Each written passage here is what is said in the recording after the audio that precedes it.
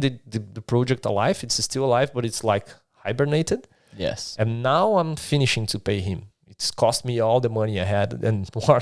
And now I'm finishing to pay him.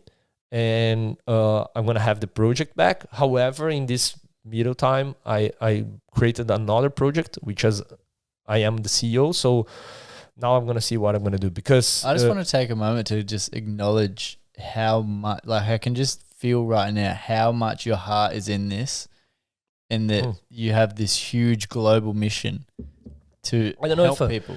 Yeah, I don't know if I have a global mission to help people. Global, right? Like, yeah, man, it's hard. I'm gonna tell you. Juliana can tell you as well.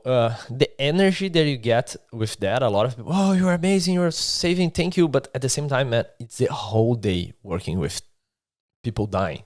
Yeah, exactly. Kids dying. That's why it's honorable, because you're the one. Yeah, but doing that, consumes you a lot. But in the end of the day, it was not that terrible. What made me crazy is like you dealing with that, and then you went to a meeting of 4 hours of two idiots fighting and screaming because that's because it doesn't align with like, hey, this is so much bigger than your like.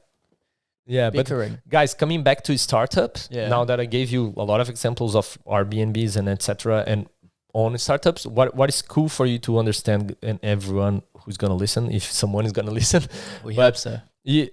Look, every startup has 3 moments. So validate the hypothesis, then validate the business model. There we did that. We validate the business model. You can make money with that, because when Visa put $200,000, we put $100,000 in Joyce for everyone to donate for free. So Visa was happy. We were getting money, and the causes were more happy because they were getting money. Yeah, they were getting incentivized. So everyone is was doing good. And the third part is how do we scale, right? And then scale. A perfect startup, that the perfect road, the perfect path is doing the number 1, validate the hypothesis, then validate the business model, and then scale. Do that in that level is very hard. It's very, very, very hard. It's very hard. What usually startups do? They do 1 and 2 together, or they do 2 and 3 together, right? I'm going to give you examples for you.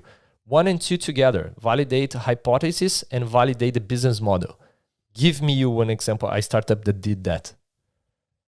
Give you an example. Yeah. Well, I feel like mine is like my startup. Yeah, but let's talk about the big players. Yeah. Without scalability is what you're saying. So like you've done something. Hey, speaking in the mic more, turn it up. Yeah, turn it up a bit. You've done something, it's viable, but then you can't kind of get to the next level where you might want to employ more employees and stuff like that, lawyers, whatever.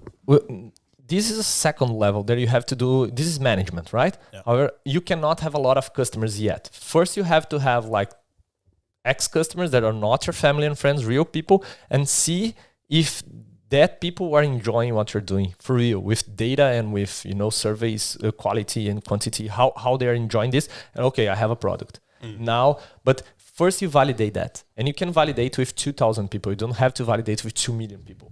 Validate everything with 2 million people is very expensive. Yes. So validate with 2,000 is cheap. If it works for 2,000, and if it's a good sample, this 2,000 people with 2 million, 20 million is going to work. Yeah, if it's not your family and friends. Hey, people, I'm a bit loud. And then after you validate the business model, right? How I make money with that? Because the first thing is that is people wanting to use that? You don't know if you're going to make money with that yet, but you have to know if people want that solution. And lately, you go to scale.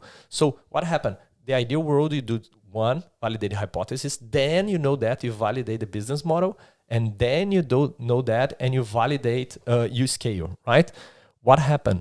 Many startups do 1 and 2 together, right? Who is doing 1 and 2 together? Example, Airbnb, Uber. Man, they started from 0. Okay, that's the deal. We take 20%. We take 10%. Yeah. Uber is not profitable till nowadays, right? Really? Yeah. Uber got a lot of investment, but they're not a profitable business. They're growing. They have a lot of market share. Amazon was not profitable till 3 years ago. They got a lot. Okay, they did that. They started with the business model in there. And after that, they start to scale. Let's go to another city, another city, another city, another city. An example that did the opposite, Facebook.